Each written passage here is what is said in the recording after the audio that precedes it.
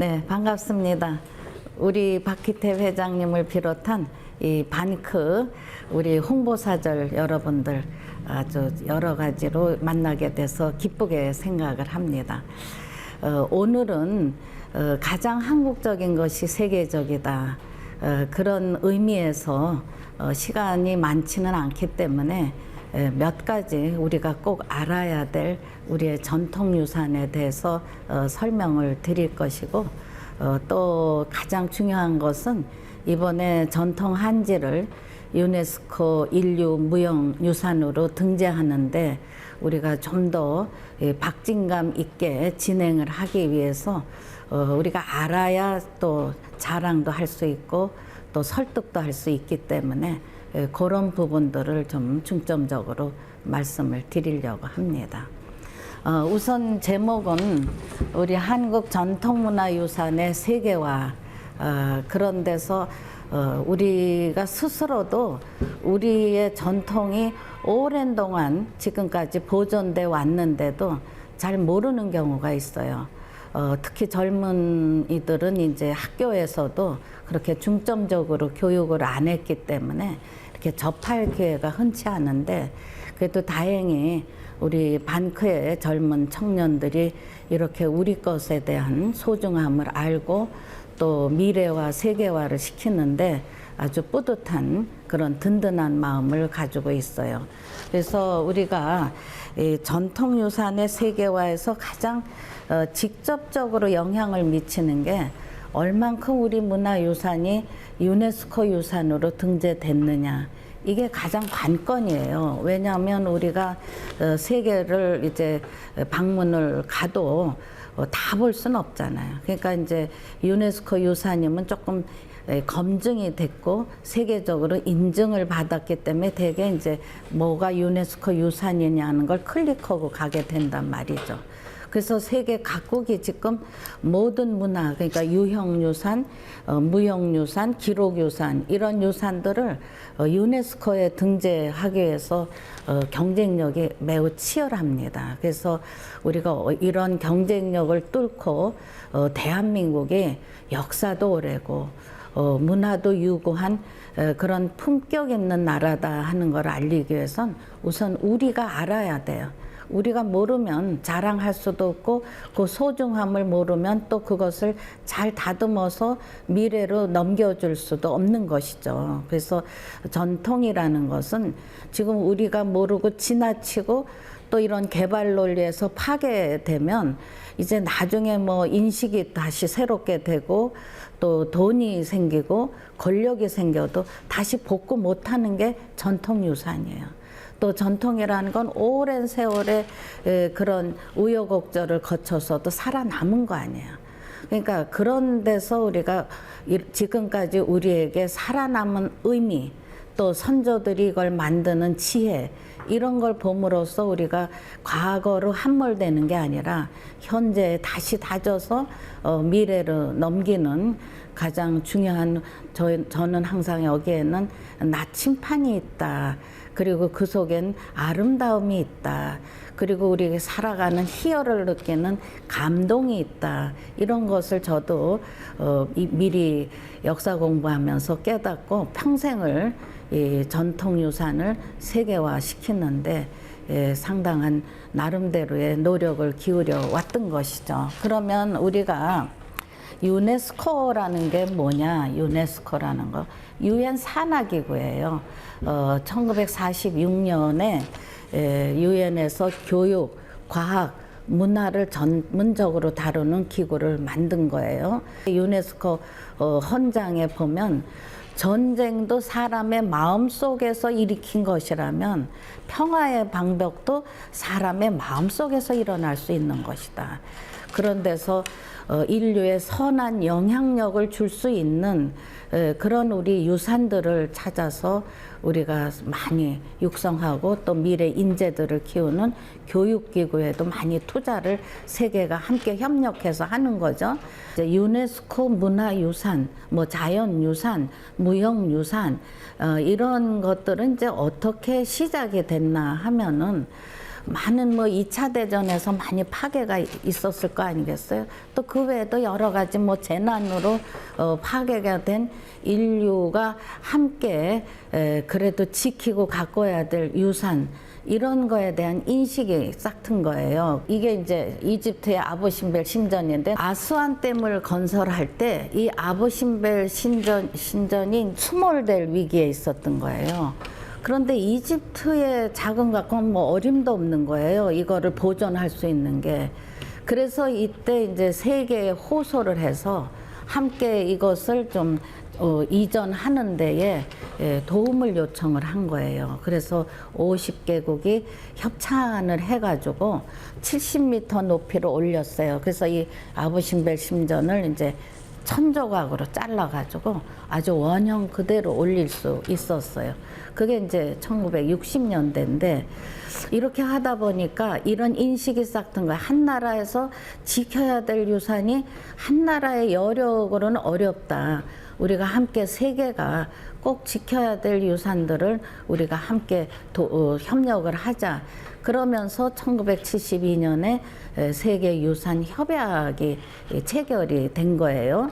우리가 얘기하는 이제 유네스코 등재가 됐냐, 이제 이런데 처음에 시작은 이제 유형유산으로부터, 그러니까 유형유산이라는 거는 건축을 중심으로 해서, 물론 이제 건축을 세울 때는 정신이 있었겠죠. 사람의 마음이 있었고 창의성이, 그런 걸 함께 해서 우선은 유형유산부터 시작을 한 거예요. 무형유산은 이제 1990년대 이후에 근데 이제 쉽게 얘기하면 유형유산은 이제 부동산 유산이라고 할 수 있고, 무형유산은 동산유산이라고 할 수 있는 거고, 기록유산이야 이제 기록에 대한 어떤 보존 인식에서 되는데,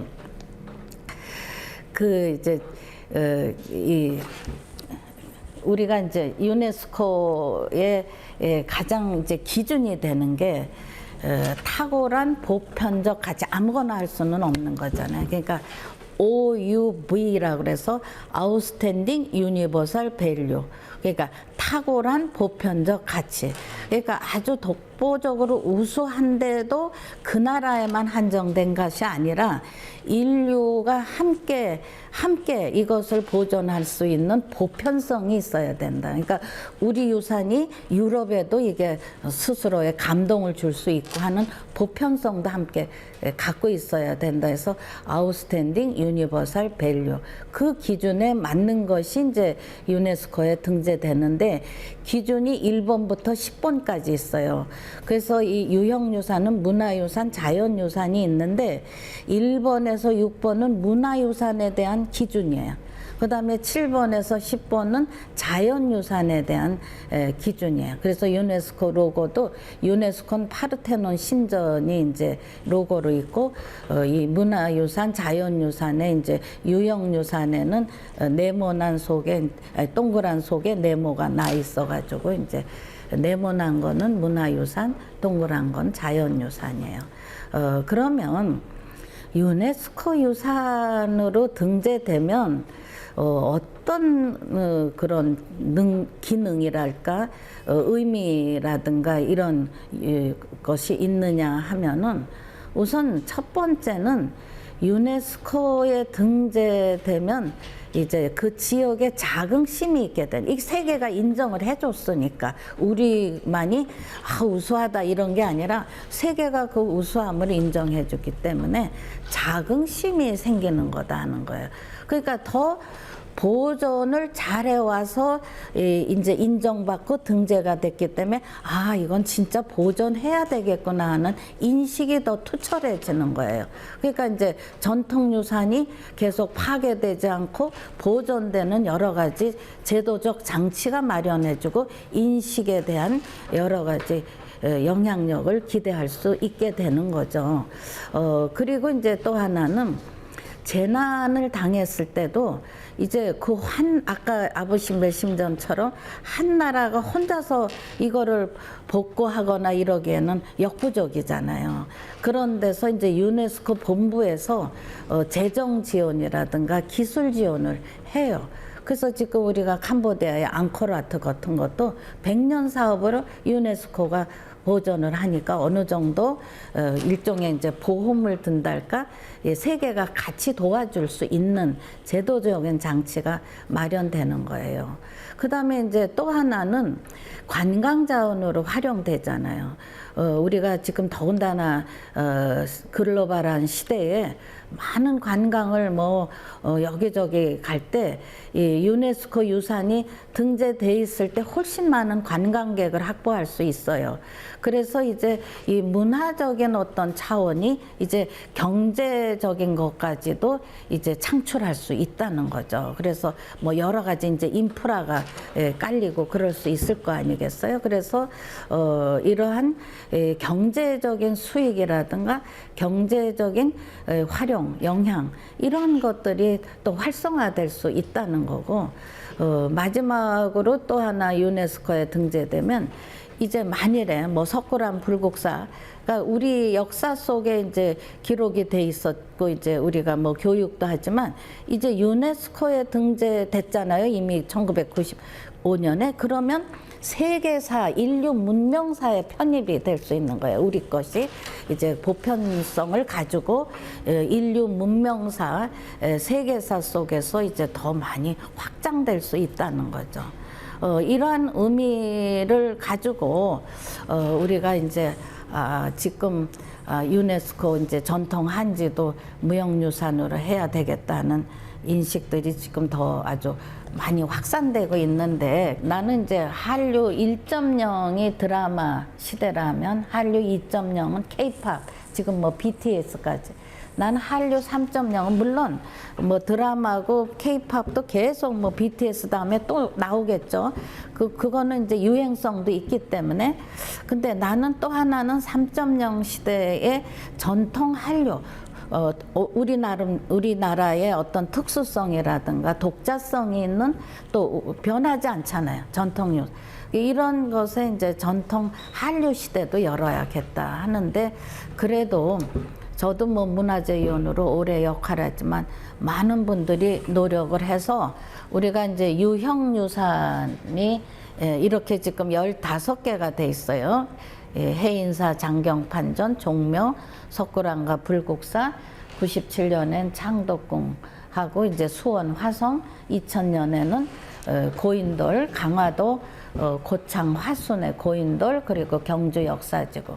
그런데 이렇게 하다가 2007년에야 이건 자연유산인데 제주의 화산성과 용암 동굴이 그러니까 이게 준비를 해야 돼요.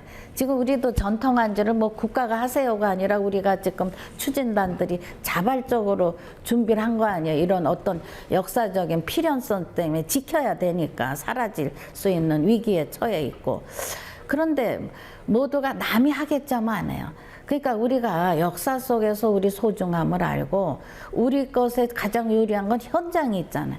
그러니까 전국에 우리 분포되어 있는 우리 유산을 좀 더 많이 알면 야 이거 유네스코 유산 될 만하다 이러면서 이제 자발적인 공동체가 형성돼서 이제 하는데 이거 보세요. 2000년에서 2007년 이때는 오히려 수월해서 경쟁력이 그렇게 치열하지 않았어. 그런데도 이게 준비가 안 된 거죠.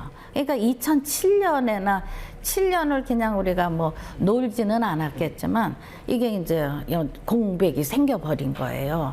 그러니까 나는 준비 없는 미래는 없다. 미리미리 준비해야 된다. 이런 마음을 항상 갖고 있는 거죠. 그래서 그러다가 이제 요건 자연유산 조선왕릉 40기가 서울에 8개. 근데 이제 우리가 조선 왕릉 하면은 지하철 2호선의 선릉역만 알지 선릉에 그럼 누가 잠들어 계시냐 몰라요.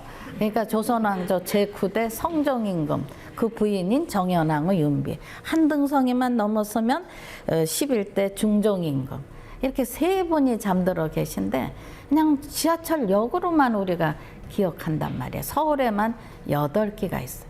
경기도에 31기가 있어요.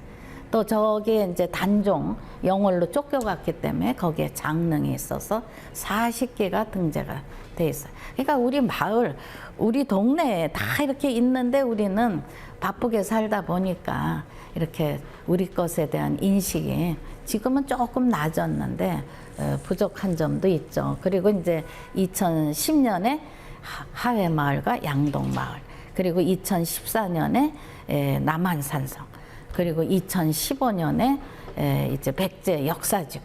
그래서 이제 백제의 이 한성백자는 너무 복잡해서 못했고, 공주, 부여, 익산 이렇게 세 지구가 됐고요.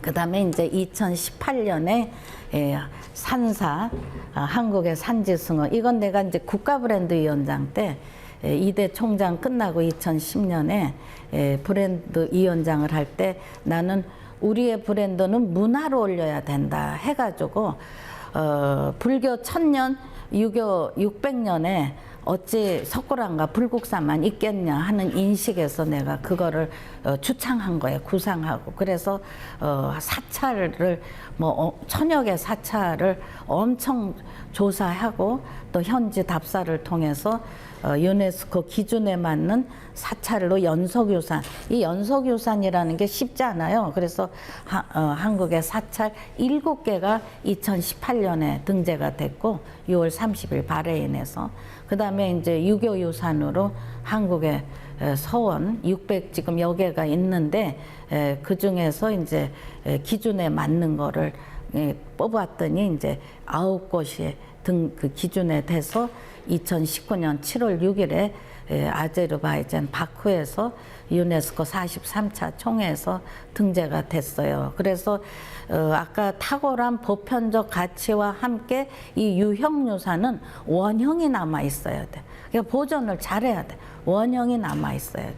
그 다음에 이제 그것을 설립했을 때 진정성이 계속 계승돼 있어야 된다. 그러니까 이 완전성과 진정성, 이게 함께 그 같이 간직하고 있어야 이게 유네스코 유산으로 되게 될 수 있다는 거죠. 그래서 그리고 이제 작년에 한국의 갯벌이 이제 서남해안을 중심으로 갯벌이 등재된데, 요건 자연유산이에요. 자연유산.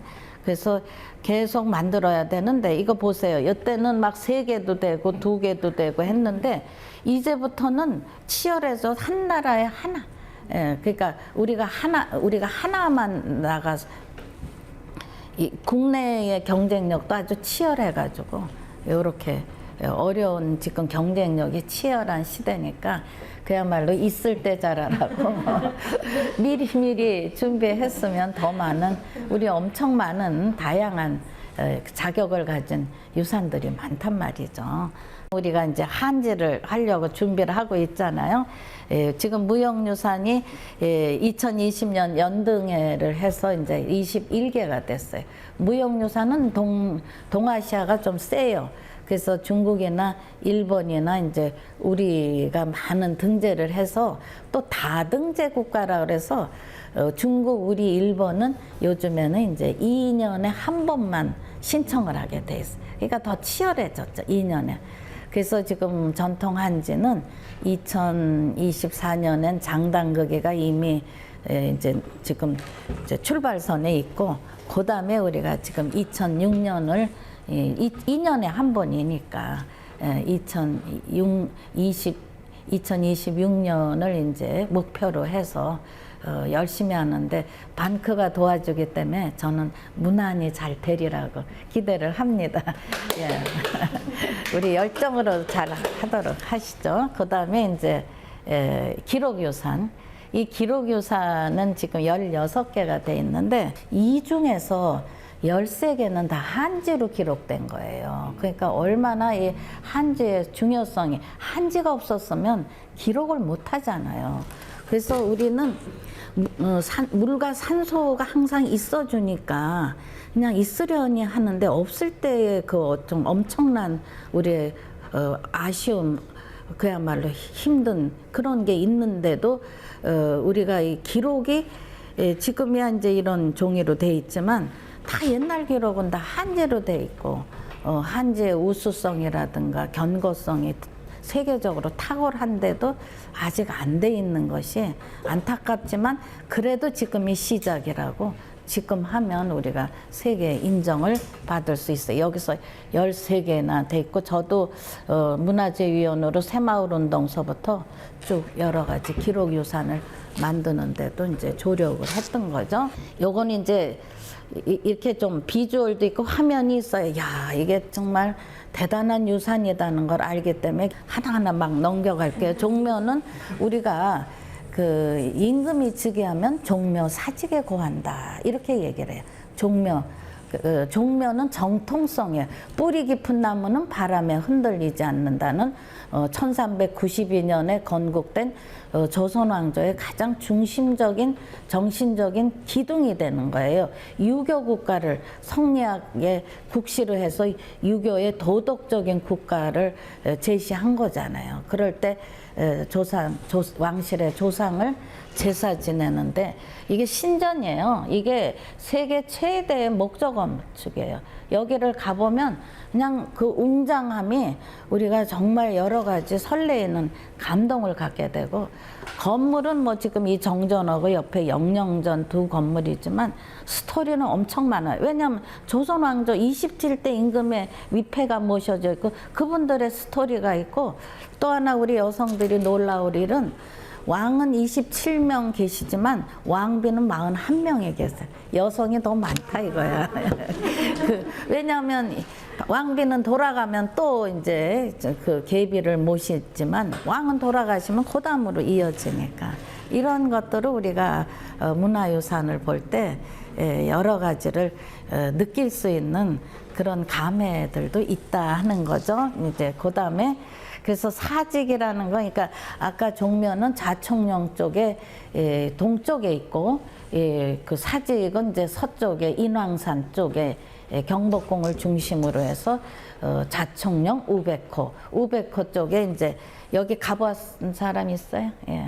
예, 가봐야 돼. 바로 여기 사직동에 있는데 요게 사단이고 요게 직단이에요. 요거는 그러니까 임금이 정치를 잘하려면 필수 덕목이 정통성, 정체성을 잘 지켜야 그걸 중심으로 화합이 되는 거고 통합이 되는 건데, 요 사직은 예로부터 지도자가 꼭 해야 될 일은 민생과 안보를 챙겨야 되는 거야.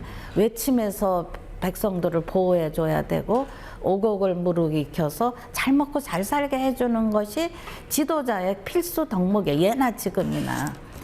그런 데서 사단은 안보의 신, 토지신에게 임금이 제사 지내는 것이고, 외침을 해서 우리 백성들 보호해주는 안보. 그 다음에 이제 직은 민생의 신이에요. 오곡을, 직이라는 건 오곡을 무르익혀가지고 이 백성들을 잘 먹고 잘 살게 하는, 민생을 편안하게, 요즘에도 계속 민생 경제 얘기하잖아요. 그런 거에서 사단은 안보, 직단은 민생, 이런 것들을 이제 기원하는 거죠. 그 다음에 이제 그리고 이제 석굴암과 불국사, 이거는 뭐 정말 신라 시대, 통일 신라 시대의 대단한 세계적인 정말 걸작품이에요. 그래서 뭐 수학여행 때는 다 여기를 갔다 오는데, 그런데 우리가 이렇게 현물의 그 웅장함, 아름다움도 있지만 아주 과학적이다 이런 거예요. 과학적이다. 그래서 이 결로 현상 막는 과학적인데, 일제시대에 한번 손을 대서 자꾸 습기가 생기고 현대 과학이 못 따라가는 거예요. 상당히 우리 문화는 예술적이고 문화적이고 스토리가 또 감동적인 면에 와서 덧붙여서 매우 과학적이다는 거. 이걸 우리가 현대인들이 오만하면 안 돼. 우리 너무 기계에 의존했고 물질에 의존했기 때문에 우리의 어떤 자연의 순리를 가지고 우리가 함께 인간과 자연이 함께 조화를 이루는 거에는 많이 잊혀졌어요. 우리 전통에서 꼭 배우는 거는 자연에 대한 존중, 자연에 대한 경이로움, 이런 거와 함께 인간이 그 자연의 순리를 가지고 어떻게 인간의 지혜를 조금 더 바르게 만들어 가느냐, 이게 더 무엇보다도 중요하다 하는 얘기예요. 이건 불국사고, 불국사도 그냥 가면 뭐 석가탑, 다보탑만 보고 오는데 요거는 이제 다보탑이고 요거 석가탑이에요. 그럼 왜 석가탑과 다보탑은 이렇게 다른 탑들이 두 개가 서 있냐? 대답 못 하잖아요. 석가탑은 석가모니 불의 탑이고 다보탑은 다보열의 탑이야. 석가탑은.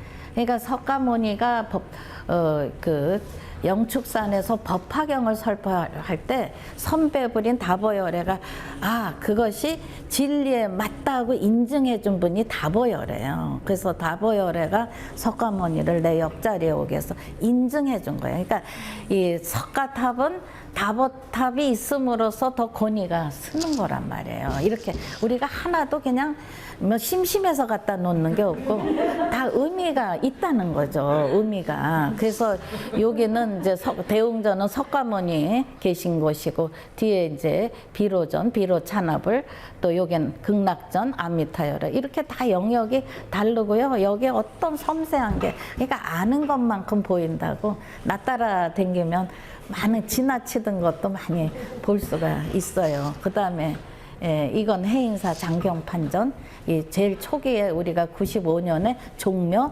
석굴암과 불국사, 해인사. 근데 해인사 자체가 아니라 해인사의 제일 꼭대기에 있는 팔만대장경을 복원한 장경판전인데 여기도 얼마나 이게 과학적인 흙도 소금까지 넣고 숯도 넣고 진흙 넣어서 이게 통풍도 잘 되고 썩지 않고 이런 여러 가지 장치들을 채광이라든가 습도 조절이 자연 그러니까 팔만대장경이 지금까지도 뒤틀리지 않고 해서 팔만대장경 자체도 인류 무형유산이 된 거 아니에요. 그런 데서 우리가 요거 이제 1997년에는 창덕궁이 이제 등재가 됐고 수원 화성이 됐는데 요건 창덕궁 후원의 규장각이죠. 정조임금 때 세운 G20 때 영부인들이 15국에서 오셨을 때 제가 이걸 설명했더니 너무 감동을 해서 나중에 막 서로 서로 안고 막 너무 감동해. 이게 문화로 얘기를 하면 언어가 달라도 감동을 주는 거다. 이게 수원 화성이 정조임금 때 세운 화성이 97년에 됐는데 이건 행궁에 복원한 건데 행궁이고 정조임금이 행차한 거 아니야. 해경궁홍씨 그 회갑잔치에 화성 그 반차도가 있잖아요. 의궤. 그 다음에 요게 이제 방화수류정이라고 이게 화성의 동쪽 끝에 있는 막루야 군사적인 시설이야. 근데 이렇게 아름다워. 16각정이야. 16각에. 그래서 이 그 신하들이 정조임금한테 이렇게 자꾸 아름다움을 강조하다가 공정기간이 자꾸 늦어진다. 군사시설이니까 튼튼하면 됐지 왜 이렇게 아름다움을 강조하시느냐 했더니 정조임금이 말씀하시기를 아름다움은 적도 물리칠 수 있다. 적도 아름다움은 모든 것을 이길 수 있는 것이다. 그래서 이렇게 군사시설이 이렇게 아름다운 최고의 정자로 한 우리 선조들의 마음을 읽어야 된다. 그 소중함을. 그 다음에 2000년대 이제 강화 이건 뭐 교과서에 많이 나오잖아요. 청동기 시대의 지성묘 지배층의 무덤이죠. 그 다음에 이것도 뭐 설명하려면 한도 끝도 없어요. 고창에 이건 고창 어떤 거는 막 200톤이 돼요. 이 돌덩어리가 이게 묘예요. 묘 속에. 그 다음에 화순 고인돌 이렇게 세 군데가 됐어요. 우리나라가 고인돌 세계 고인돌의 40%가 우리나라에 있어요.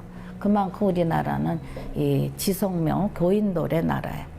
그 다음에 이제 경주 역사지구가 그해 5개 지구가 됐어요. 빨리 넘기시죠. 남산지구, 이게 얼마나 아름다워요. 월성지구, 첨성대가 있죠. 안압지 있죠. 그 다음에 대능원지구, 그 다음에 황룡사, 구축목탑, 요거 80m예요.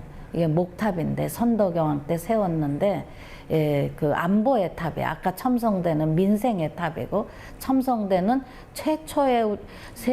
동양 최초의 천문 관측 기구고 요거는 이 신라를 쳐들어오는 구적을 물리치자 해서 80m의 높이의 목탑을 세웠어요. 근데 몽고가 고려 때 쳐들어와 가지고 불태워 버려서 지금 터만 남아. 그래도 터만 남았다고 모든 역사가 사라진 건 아니에요. 거기에 역사적인 그 터에 가서 선덕여왕이 이걸 왜 이렇게 높이 세웠을까, 이런 거기에 돌은 다 있거든. 심주가 엄청 커요. 가서 한번 감싸 안아보세요. 한 사람 절대 아니에요. 여러 명이 되고, 또 여기에 이제 초석이 다 있죠. 그래서 여기에 이제 신라가 물리쳐야 될 구적을 쌓아놓은 거야. 1번, 중하, 5, 6, 6, 탕나, 여진, 예맥, 말갈, 거란, 뭐 이렇게 구적을 쌓아서 그들을 물리치면 우리 승리하자. 승리하면 평화를 이룰 것이다. 해서 이 꿈을 올린 거야. 선덕여왕의 승리의 꿈, 평화의 꿈. 그래서 그 마음을 소통하면서 함께 탑돌이하는 거죠. 그래서 이제 그런 것의 상상력, 이런 것들을 우리가 가질 수 있어야 된다는. 요거는 뭐 바로 항룡사 그 터 앞에, 항룡산 다 불태워버려서 터만 있고 분황사가 있고, 그 다음에 산성지구, 명활산성이라든가, 그 다음에 이제 2009년에 한라산, 성산, 일출봉, 동굴, 뭐 엄청 속이 궁전 같은 동굴도 있잖아요.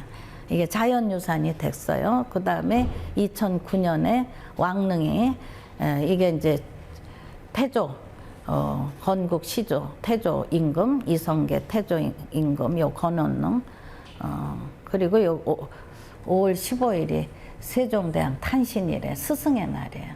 고마우신 한글을 창제해 주신 우리 민족의 큰 스승 세종대왕의 탄신일을 양력으로 환산했더니 5월 15일이라 이 양동마을, 하회마을, 그리고 남한산성, 이건 뭐 1636년에 병자호란 때 여러 가지 그 수모를 당했던 곳이죠. 그러나 행궁도 복원했고, 백제역사지구 송산리, 능산리, 이건 송산님 공주, 능산님 부여, 그리고 익산, 이렇게 해서 세계 유산이 된 거예요. 그리고 이제 그 다음에 지난번 21년에 갯벌이 됐고, 이제 산사하고 서원이 한지하고 가장 밀접한 거죠. 사찰에서 생산된 여러 가지 문서들은 다 한지에 써서, 특히 이 부처님의 복장유물, 뱃속에서 나온 복장유물이 엄청나요. 지난번에도 봉정사 가서 월인 석보를 봤는데 그대로야. 이게 한지가 오래 견고하기 때문에, 그래서 사찰하고 서원은 아주 필수적인 우리 전통 한지를 보존해온 기관이다 하는 거죠. 그래서 산지 승호원에 대해서 좀 한국의 내가 이제 브랜드 위원장 때 등재 추진했던 건데 넘어갔어요. 그래서 7개가 됐는데, 적어도 오늘 나한테 강의 들으면 7개는 다 기억해야 돼요. 그래서 양산의 통도사, 지난번에 불교계의 가장 큰 어른이신, 정신적인 가장 큰 지주가 되신 어른이신 성파 종정 스님이 여기에 계신 거예요. 종정이라면 종정예하라고 불교계의 가장 큰 어른이 이 통도사에 지금 계신데, 국지대찰, 불지종가, 영축산, 통도사 이렇게 써 있잖아요. 국가에서 가장 큰 사찰이고 대찰, 그 불지종가, 불교의 종가집이다 해서 아주 19개의 암자를 거리는 대찰이에요. 그런데 그것도 선덕여왕 때 자장율사를 통해서 세운 것이에요. 왜? 통일을 발언하고 통일의 꿈을 함께 백성들과 소통하면서 화합하면서 단결심을 북돋우는 데서 이 통도사가 세워서 부처님의 진신사리가 있는 것이에요. 정멸복음에. 그래서 이 사찰은 한번 꼭들 가보고, 또 이게 세계 유산이니까 유네스코 세계 유산이기 때문에 우리가 알아야 더 많은 세계인들에게 다가오게 인도할 수 있잖아요. 그 다음에 그저께 갔다 왔는데 여기 태백산 부석사, 영주의 부석사에 그 아주 무량수전, 무량수전 있잖아요. 공민왕 글씨가 쓴 무량수전에 이 빛을 일로 빨아들여, 이건 빈 공포인데도 이 노란색 붉은색을 빨아들여서 가보면 이 공포 속에 부처님이 나타나신 이런 거에 건축미가 우리의 아주 옛날에 건축가들의 그런 어떤 해안들이 있는 거예요. 부석사 없잖아요. 여기에 나타나셨다고요. 예? 지금도 가면 다 보여요. 그러니까 그런 것도 나랑 같이 가면 다 보일 수 있어요. 그 다음에 봉정사, 요 바로 안동에 있어요. 천등산에 있는 바로. 그 다음에 전라남도 해남의 대흥사, 요 부처님 얼굴 걷지 않아요? 그죠? 부처님 얼굴 걷고 이 돌인데 두륜산 안 보여? 예? 여기가 얼굴 걷고 여기가 몸 걷잖아요. 이게 바로 여기가 대흥사입니다. 해남 서산대석이. 요건 춘천의 서남사. 아름다워요. 다 무지개 다리. 여기 용이 있잖아요. 요게 없어지면 다리가 무너져. 요게 있기 때문에 다리를 영구히 보존할 수 있던 그런 믿음이 있는. 그 다음에 속리산, 법주사, 충청북도. 국보가 엄청 많아요. 그 다음에 태화산, 공주의 마곡사. 이렇게 해서 7개 사찰이 유네스코 연속유산으로 등재가 됐어요.